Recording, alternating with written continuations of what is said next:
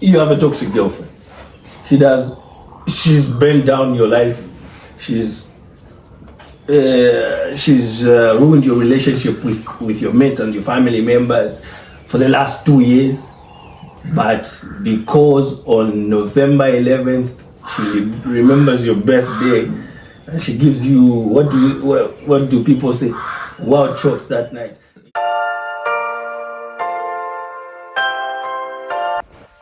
So bueno. Yamba. Yamba.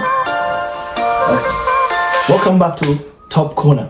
Last we spoke as far back as 2020. Yeah, 2020. Zambia had just successfully failed to qualify to 3 consecutive AFCON tournaments. But as we speak, we can gladly say with the widest grins in the world that we have staggered to 2 AFCON tournaments in a row. Yeah, imagine after 9 years.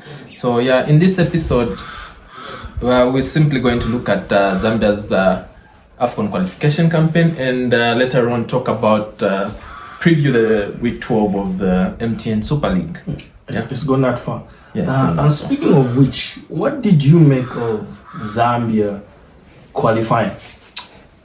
Well, for me, the first thing that actually came to me was the joy of seeing Zambia to next year's AFCON, second time in a row, as you mentioned, and it feels so much pride hearing your nation anthem being played at one of the major tournaments in Zambia. That definitely is going to happen next year. That's one of the things that caught my attention. Then secondly, you see that Zambia gets to the AFCON with quite a number of key players missing from the squad. That was really good to see that, And in this campaign, you could see a number of young players coming out as well.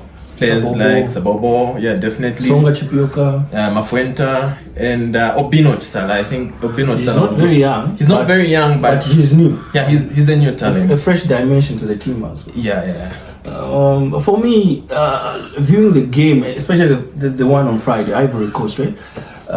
Viewing it in isolation, yeah, I think most fans would agree that we saw a bit of things that we've yearned for, the things that we've demanded and looked for every time we want to watch this team. We saw a lot of drive, application, energy, and that has been missing for a while.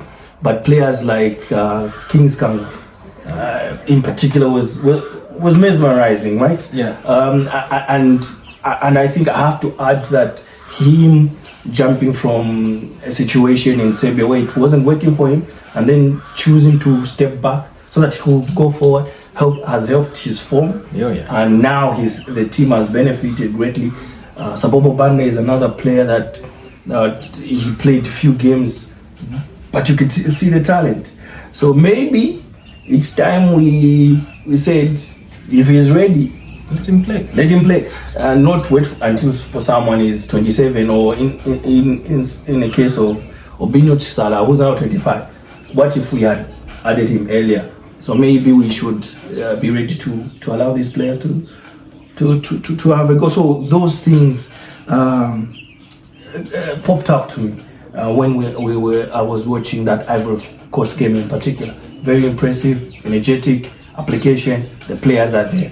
Yeah, that was very good. I mean, we could see, especially I think from most of the games that they played during the campaign, the game against Ivory Coast was exceptional. I think you could see a good positives come from that game. But when you look at the entire campaign, I think the entire qualification campaign kind of gives a different story to it. That as well. It does give a difference. So I do agree with that. I just wanted to add that to point out another player that was impressive, Kennedy Mason. Oh yeah, scored crucial goals. We've been looking for someone to step in when Patson Daka is not there, and he was there. Scored crucial goals. He scored a crucial goal against Sierra Leone when we were struggling. Scored another goal when a scrappy goal, but important in Chad, and then he scored the goal that takes us to the tournament. So, but I do agree with you on on a few problems that you would like to point out. Yeah. So I think when you look at Zambia, the problem I've had with the person in charge of the team, which is Grant, is that from the time Grant came to the national team, okay, in this particular time, we can talk about, since we're talking of the AFCON campaign, I mean, when you look at it from the first game we play against Ivory Coast to the last game we play against Sierra Leone, you would notice that in this entirety, we haven't had a structure. Yeah, this guy, he comes in and it's very difficult to point out what kind of game Zambia plays. Are we a possession kind of a team? Are we getting are we hitting our opponents on counter-attack? It's very difficult. And the other thing that you notice is that whenever Zambia is approaching a game, they're always setting up to defend, and they do it poorly. That's, so I don't get that as well. So, those are some of the things that would point out. Like I said at first, when I was talking about the game, I was talking about the Ivory Coast game in isolation. But if you look at this qualifying campaign in its entirety, you see persistent problems that have plagued this team since Jesus walked this earth. So things like a lack of defensive cohesiveness, as you mentioned, a lack of structure from the team. How are we attacking? You see that how the in-game management is in question, considerable question, and when subs are made, they are not proactive subs. They are not subs to change the dimension of the game, the paradigm for the team. There are substitutions that are made because of injuries, because of suspensions, or because of missing players. I'm not sure. I'm not certain Sabobo Banda plays for this team. If Fashion Zagala is available, if Patson Daka is available, if Lamek Banda is available, does he play? No. We saw the same thing. We would have been talking about a different with person right now. Songa Chipioka. But then again, as you told me before we started filming, he ticks the boxes. And that's the thing, for his employees. Yes. So listen, over time, obviously, there's a certain bar that has been set around the Zambian national team. Qualifying to the AFCON nations has been like a bare minimum for any coach. Yeah, for any coach. And what I feel is that right now, Avram Grant meets the bare minimum that his employers have given him, and that might even mean Grant continuing, extending his contract. But I personally, as a fan, feel Grant isn't the future for Zambian football. So like we've said, persistent problems are there. And I feel like, just like as you have said, he's only done what Patrick Peary would have done a few years back.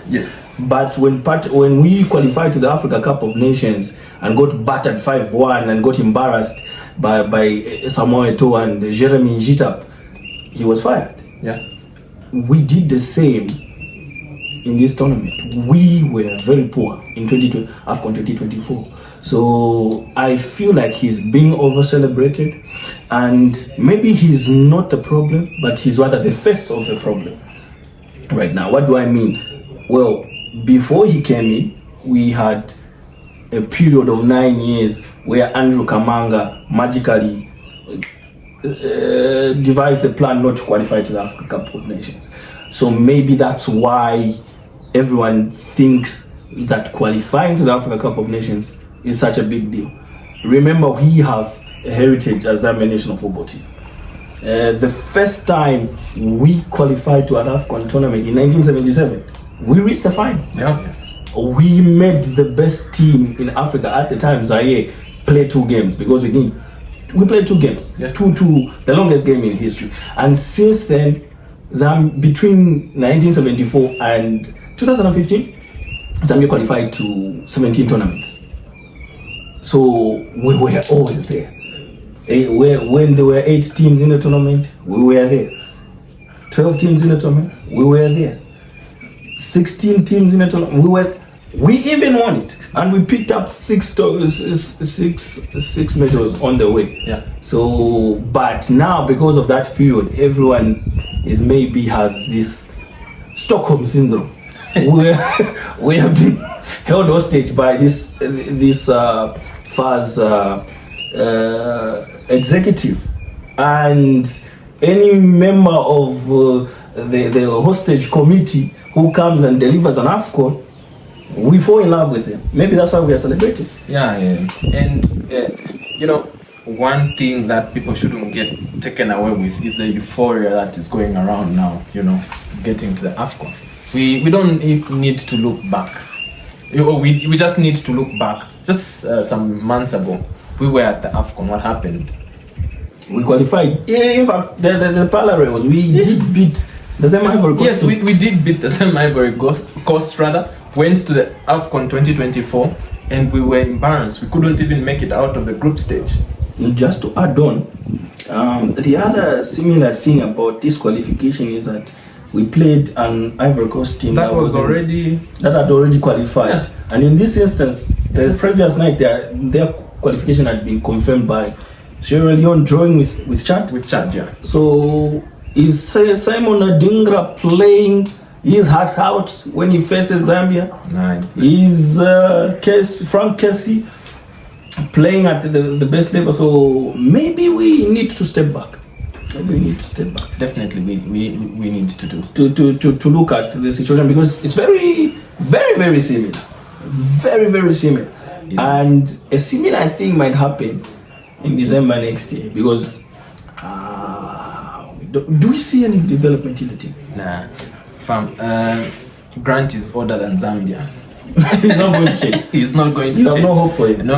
I do not have. But someone would say, well, these players are going for a second AFCON tournament, and the last one. Yeah, we could. Last one, they had no experience. Yeah, we could. What do you say to that? Well, for me, for the last AFCON, I mean, I could have easily. I gave them a bye, because most of you gave them a bye in how they performed. Yes, and here's why. Because it was all about experience for me. Most of those players were inexperienced. The players themselves, by the way. But one thing that I couldn't just watch and sleep was how Avram Grants set up those guys to play. That was very bad. So you gave the players a bye, but not the coach. Not the coach, but for the players, he has 53 years of footballing experience. Anyway, as he always says.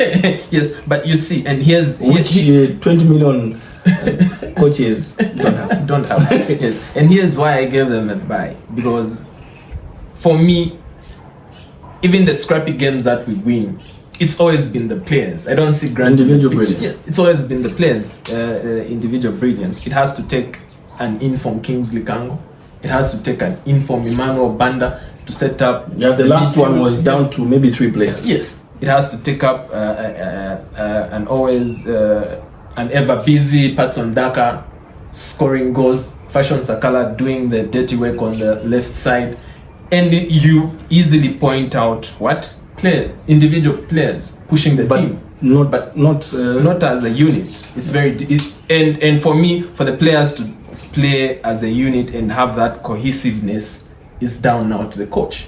The coach hasn't inspired them to play like that. So I think I know the answer to the question that follows, but I'm going to ask it anyway. All right.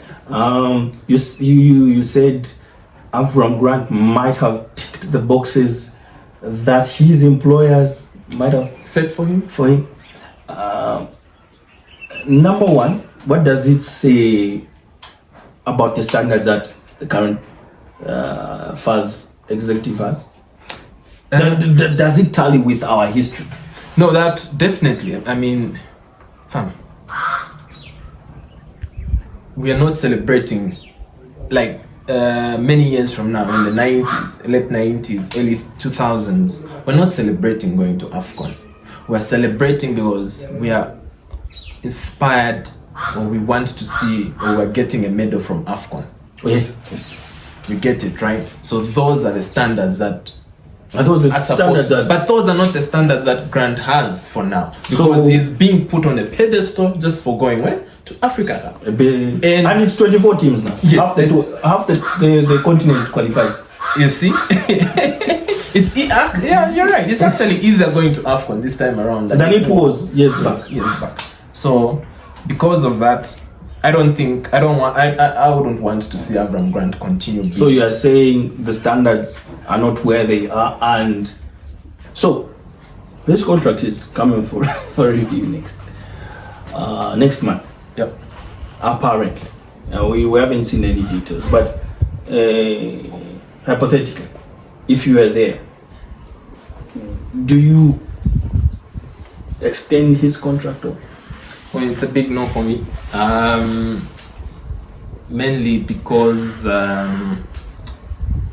Avram Grant hasn't impressed me from the time he's been with the team, and It's been 2 years now. yeah, it's been 2 years now, and it's difficult to see in which direction we're going with the team. That's the one, and the biggest thing as well has to do with the saga that has surrounded him. The saga involving Fashion Sakala and his agency and the team selection. I know FAS instituted investigations around that, and up to now we've never heard the findings of that investigation, and we still don't have Fashion Sakala and other players. Yeah. I don't know. Wow, what would be your decision? Just on that, the investigation Yeah. seems to have never happened, so it's difficult to make a call on that. For me to say he doesn't deserve the job because of this, I think the allegations were disturbing for anyone who wants Zambian football to develop. They were disturbing, and I would have loved for that investigation to be concluded. If Fashion Sakala was lying, let him not come back to the team. Yeah.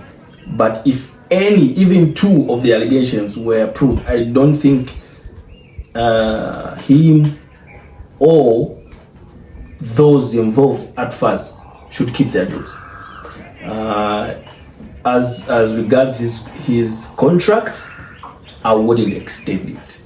And it goes without saying, I think we've listed a number of things why that cannot be. Just because he's qualified November 11th, it doesn't mean he should stay. As I told you the other time, it's like you have a toxic girlfriend. She's burned down your life. She's ruined your relationship with your mates and your family members for the last 2 years. But because on November 11th she remembers your birthday and she gives you what do people say, wild chops that night. I do not think that is good value and worth keeping that toxic girlfriend, because she might kill you at some point. So it's the same thing for me. Like you said, I do not think this team develops.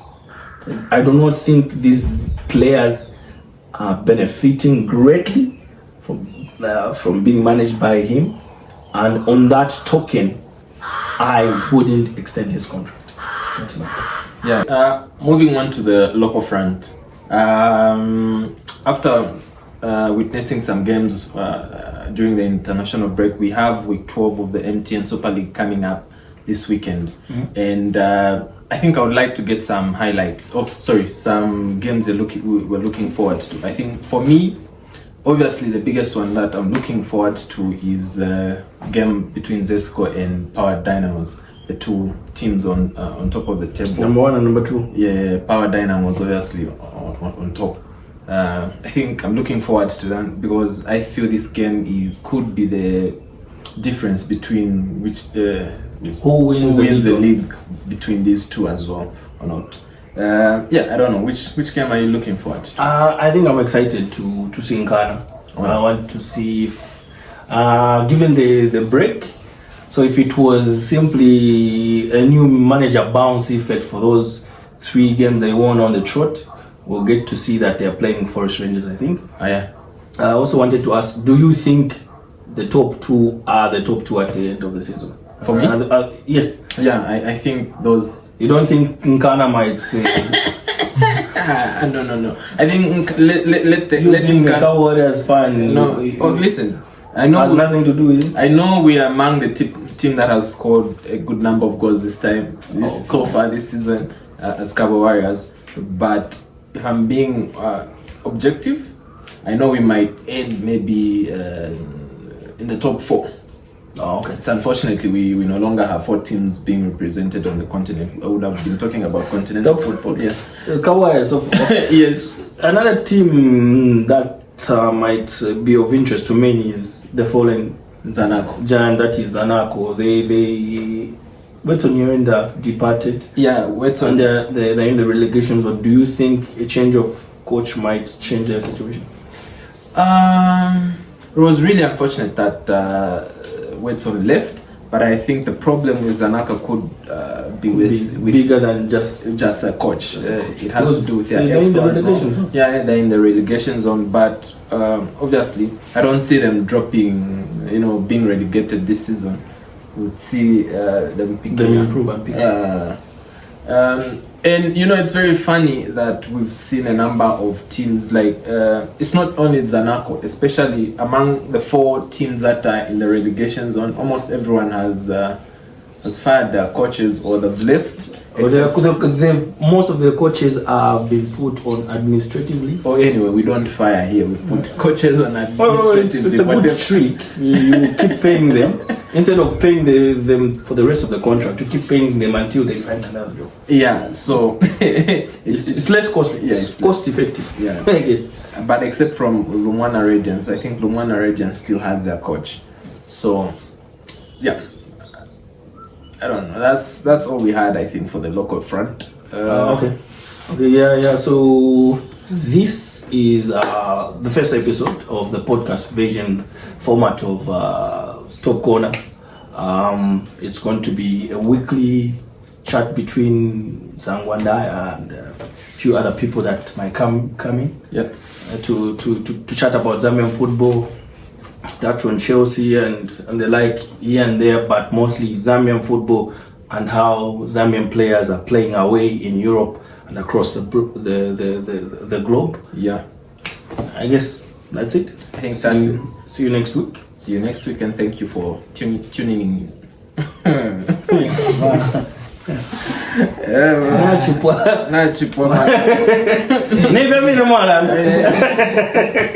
For tuning in.